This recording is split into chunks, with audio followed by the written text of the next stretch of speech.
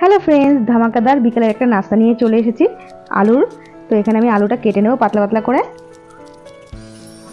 ভালো করে ধুয়ে পরিষ্কার করে নেব।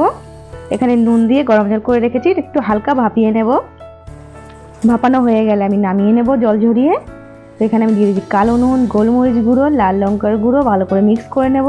এখানে দিয়ে দেবো মিক্স করার পর 2 চামচ কর্নফ্লাওয়ার, ভালো করে মিক্স করে নিয়েছি। তো এখানে আমি ব্যাটারের জন্য রেখে দিয়েছি কালো নুন, গোলমরিচ গুঁড়ো, হলুদ, লাল লঙ্কা, কালো জিরে, ধনেপাতা, কাসুরি মেথি সব একসাথে মিক্স করে নিয়েছি। তো এখানে আমি আলুগুলো ডুবিয়ে ডুবিয়ে একে একে কিন্তু আমি তেলে ছেড়ে দিচ্ছি।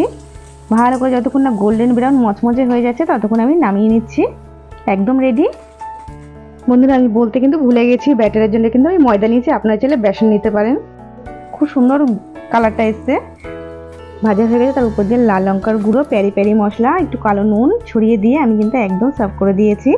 একদম রেডি বিকেলে চায়ের সঙ্গে।